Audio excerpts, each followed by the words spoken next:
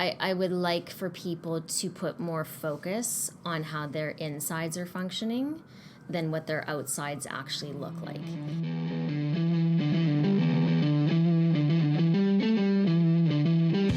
You're listening to the One Man Business Podcast, brought to you by Rod Fancy. Everything you need to know to run your own show. Welcome everybody to One Man Business Podcast. My name is Rod Fancy. I'm a web designer and I'm super excited. I have today taking care of our bodies, soulpreneur bodies, the nutritionist, wellness coach, but she refers herself as a stress coach. It's Nicole Porter here with me. Thank you so much for joining me. Thanks for having me. That's awesome. Wow. Last year, I have to share something with you guys. Last year, I was really stressed, really overwhelmed. People, you can relate with that, right? And I didn't know what to do. So I did some managing my tasks. I tried to do a lot of, in the business side, I did a lot of different things, took action. But one of the things that was surprised was with her work. So I started working with her. And she said, Rod, it's possible. I think we can manage your stress level, your focus, only like changing your habits, like what do you eat, water, stuff. I was like, really? I to be honest, I have to be honest with you guys and with you, Nicole. I didn't trust you. I was like, this is BS. Okay, she's gonna, sell me some pills and stuff. No, that's not for sure. And oh my God, it changed it completely. I was being more productive. I was like, be more focused, especially in the mornings, because I'm a night person.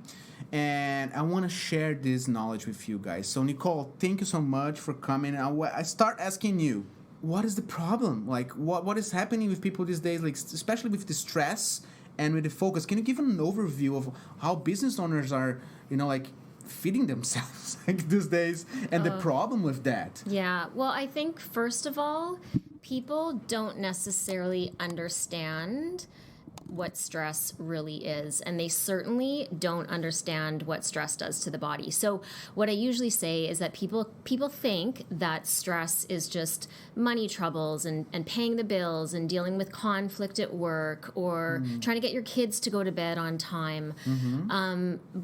And that is stress, absolutely. That's a mental and emotional stress. But your body also goes through stress when you are dehydrated, when you eat too much sugar, when you skip meals, which is entrepreneurs, business owners, just hardworking people in general who are super focused are notorious for skipping meals because they think, I'll get to it later. I'll get to it later. Just like they'll get to going to the washroom later. And then it's 3 hours later and they still haven't eaten lunch and they still haven't gone to the washroom.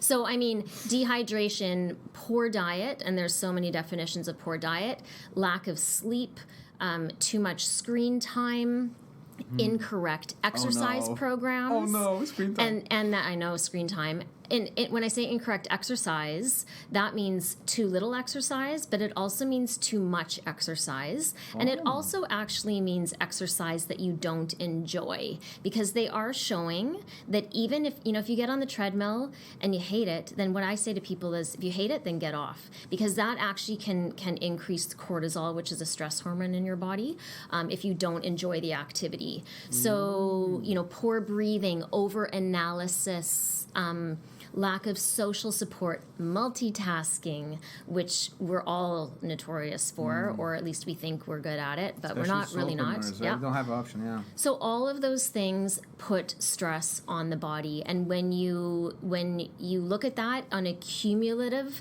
level, like on a daily basis, all of these little things add up to put stress on your body. And when your body is under stress, it prevents you from reaching your wellness goals. It prevents you from losing weight. It can contribute to fatigue.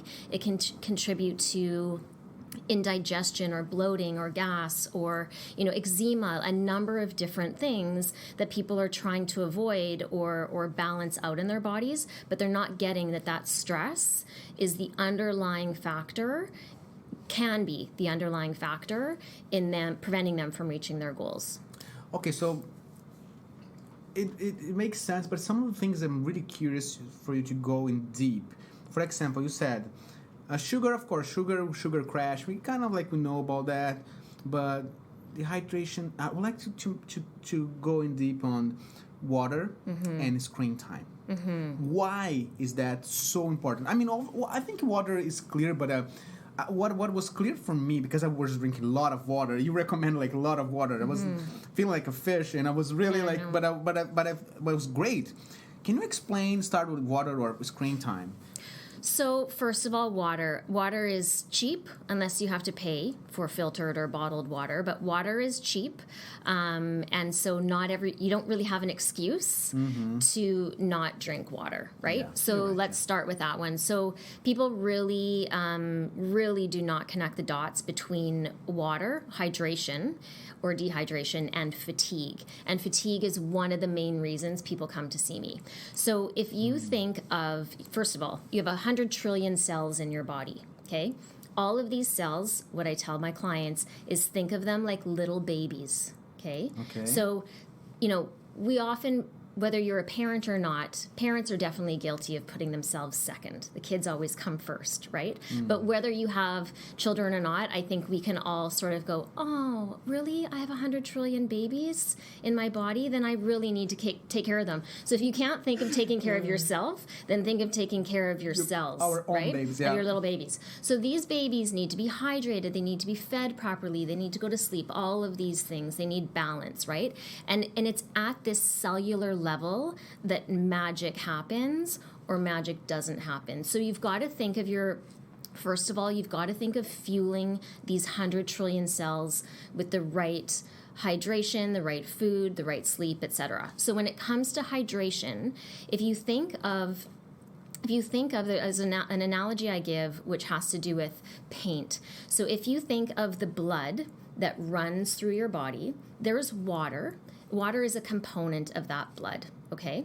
So that blood is carrying nutrients and water and number of hormones, all of these other things, to all of those 100 trillion cells in the body. The heart is what pumps that blood to push it through to all of those 100 trillion cells from head to toe.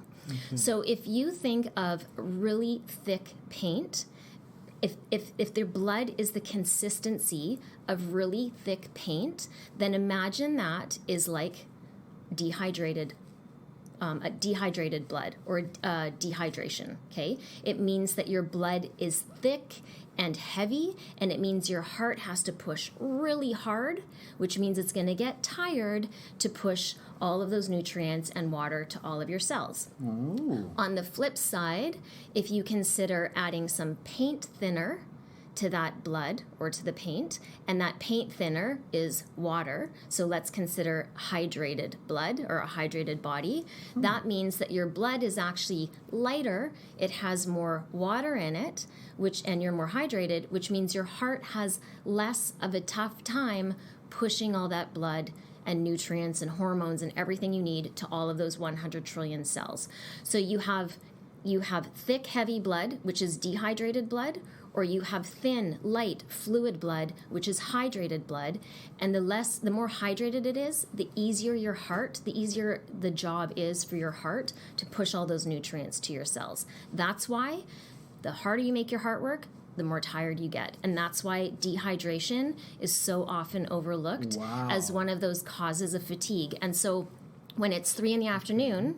and you want a coffee, which I know you do, you want a coffee or you want something sweet because you think, oh, that's going to give me the energy boost. I would way rather that people have a glass of water or a couple cups of water or more for that matter, and just see. Like, just give it a shot, just give it some time and see how your body responds to just being more hydrated as opposed to then, putting a Band-Aid on it with caffeine or sugar. Wow. Okay. So instead of like getting tired after lunch and getting a coffee, if I get a glass of water, my blood gets thinner.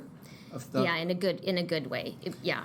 That's amazing. All right. It's an analogy. It's one analogy, right? It's simplifying it for sure, but it's definitely one way that I use to help people understand it more. Wow. Okay, so that's why water is such a it's a pillar of your treatment, right? Okay, so screen Screen time. screen time. Why is that? Why is that bad? Because it's motivating me. I mean, I'm feeling well. I mean, it's like entertainment. Why is that bad? In my programs, I get people to go to an extreme every week. So I give them a challenge every week, which essentially the way I say it is I push them to run a marathon, like drinking 4 cups of water before breakfast and then drinking 12 throughout the day. It's amazing. So I push them to an extreme so that when we come back to normal, then it only feels like you have to run a 10K. Does that make sense? So I'm pushing them to run a marathon. So when they get back to normal Half a life, marathon is like it's no big deal. So drinking 10 cups of water a day isn't going to be any big deal once you've been drinking 12 or 14, right? Mm-hmm. So I use this analogy, or I give this example, because when it comes to screen time, I think if people would go binge. Let's say you go binge, I don't know, Game of Thrones. Maybe we're over Game of Thrones now by the time we're recording this. But so if you go watch a series and you watch 6 hours of TV, and then you watch it until the second you go to bed, and you wake up in the morning, how do you really feel in the morning? Do you feel energetic? Do you feel revived? Are you just like, I can't wait to get to work or pick up my kids or play with my kids or whatever it is? Or are you tired? So I would urge people to push themselves, honestly, to an extreme where they are binge watching. And we're almost always pushing ourselves to an extreme on a daily basis anyway, because we're in front of any size of device and screen all day long. I work with computer all day, so I don't know. I know, and we're sitting here looking at one as we're speaking. But then do the exact opposite. So then remove yourself from the screen. And a challenge that I give my clients is to shut down electronics and screens an hour before bed. It's 60 minutes, but people have such a hard time doing that. But I will tell you, almost immediately, the next morning, you feel a difference. And the reason is because when you're exposed to screens and devices, it stimulates your nervous system. And when your nervous system, there's different parts of your nervous system, but to simplify it, if your nervous system is overstimulated, it can start to impact your hormones. It can put stress on the body. It can impact a number of things. So we need absolutely as a society to reduce stress on our nervous systems, on our cells, all those little babies in our bodies.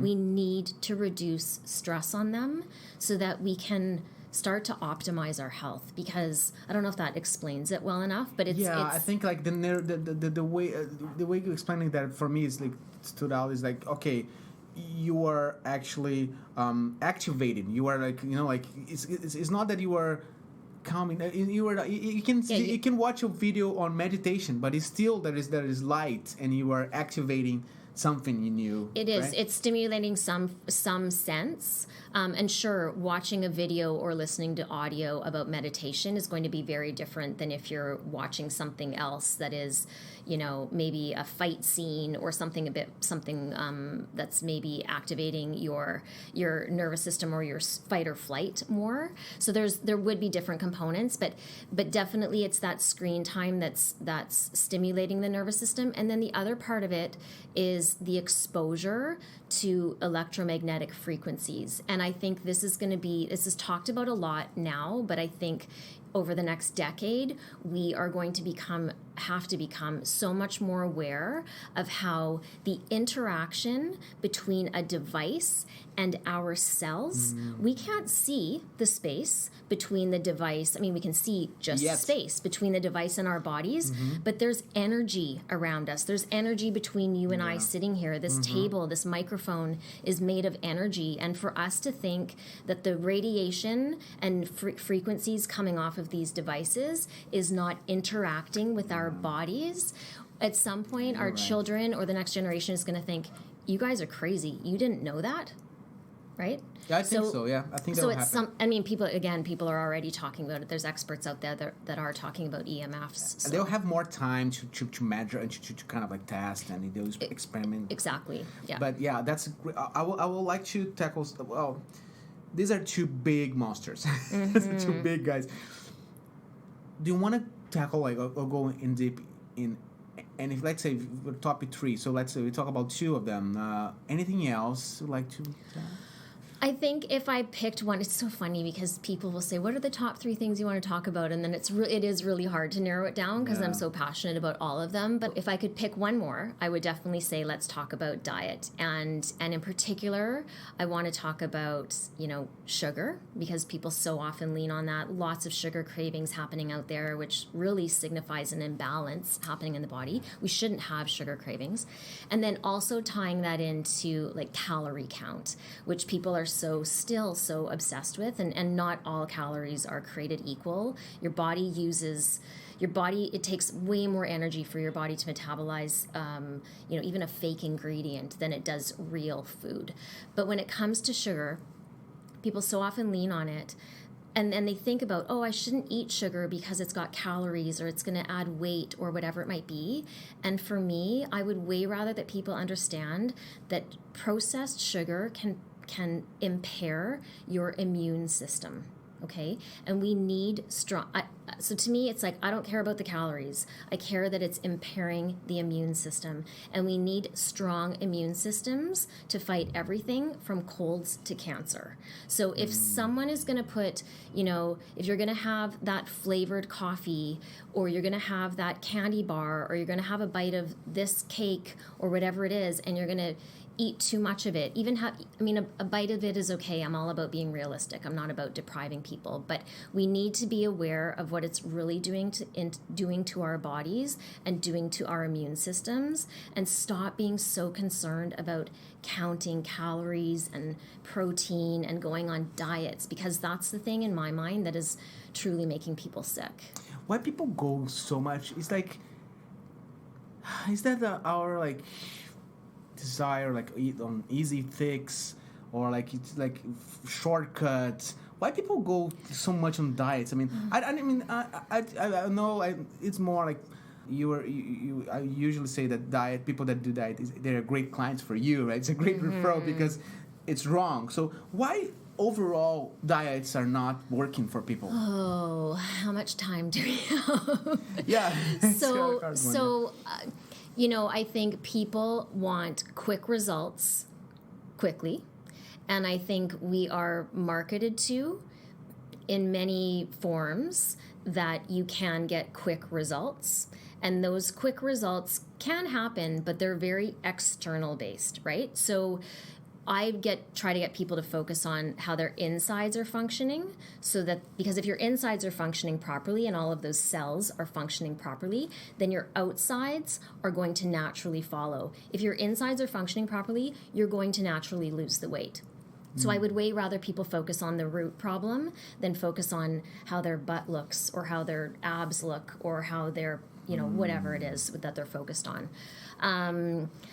And I think the other part of it, too, is that the unfortunate part is that most people haven't gone through an experience where they've given real food a try.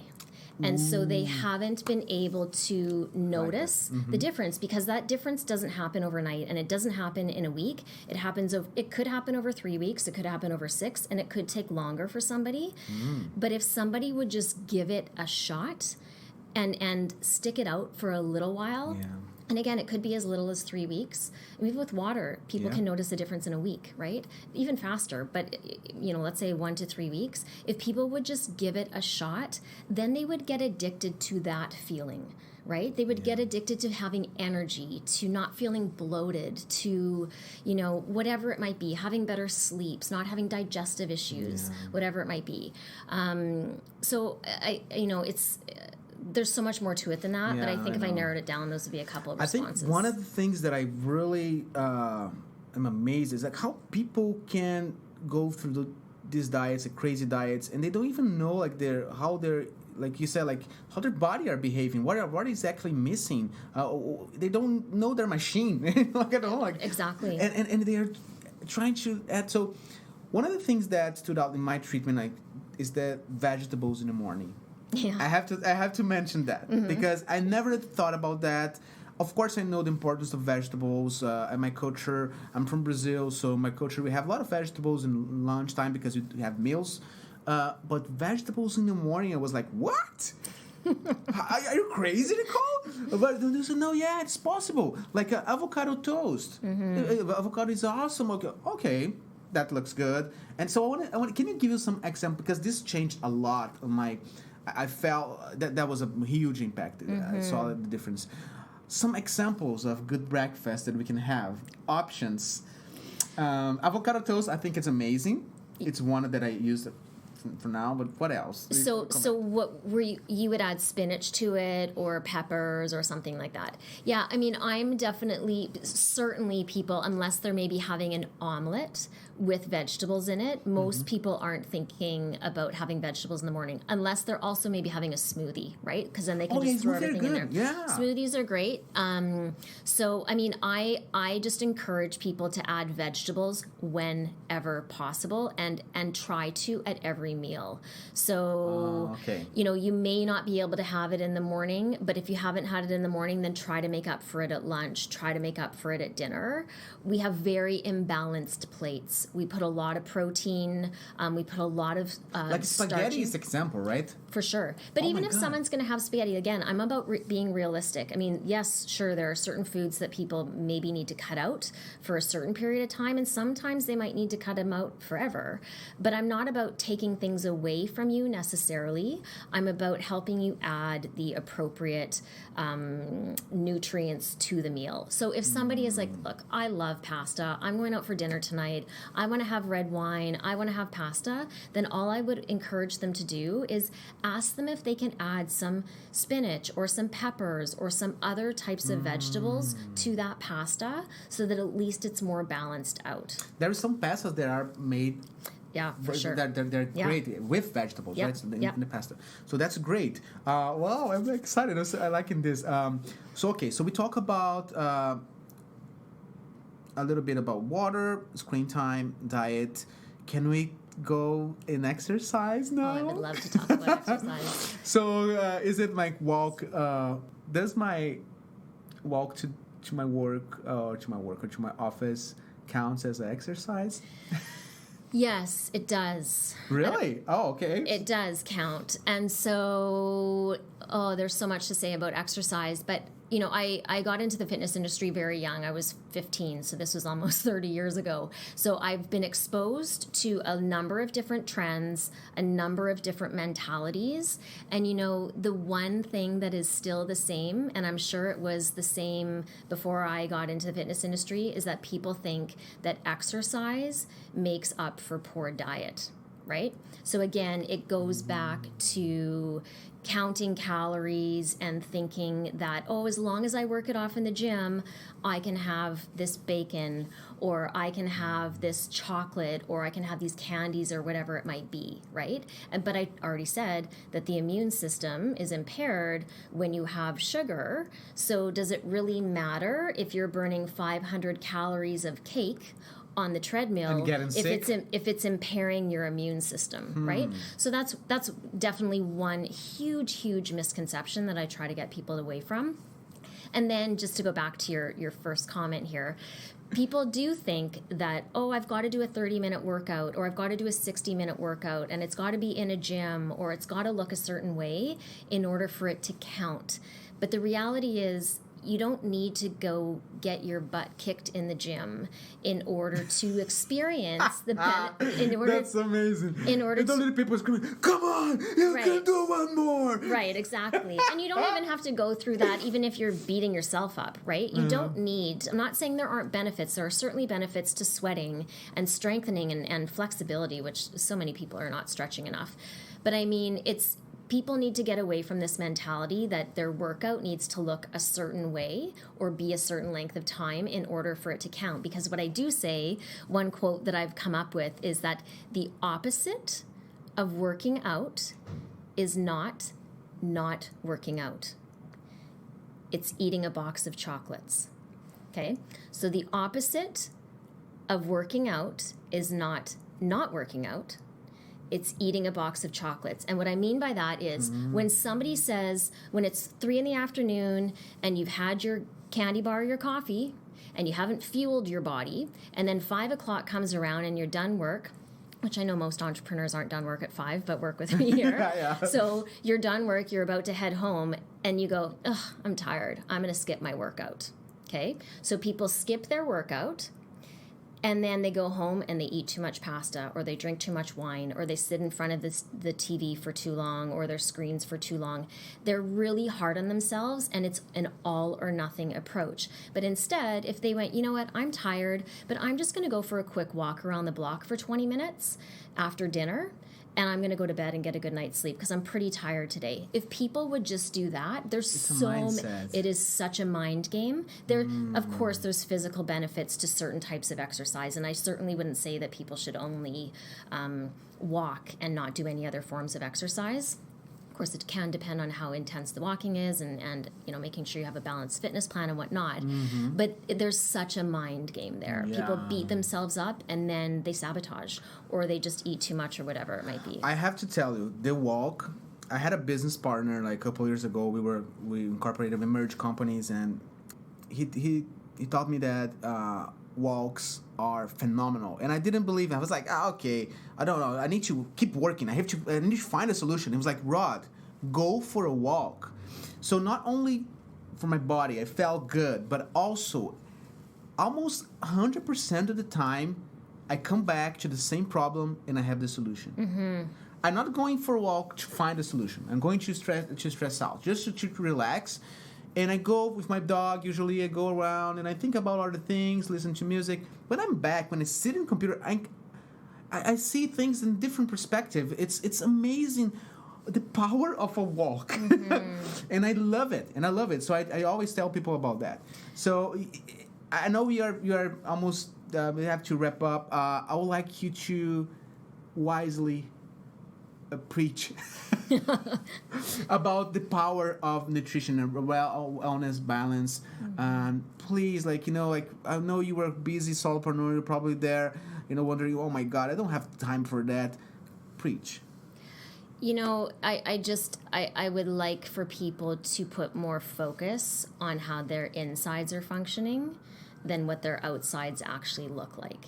Because if your insides are functioning properly, the outsides will naturally follow. And that's just how it works. You put good food into your body, you reduce stress in your body in a number of these different forms that we've mentioned, and the outsides will naturally follow.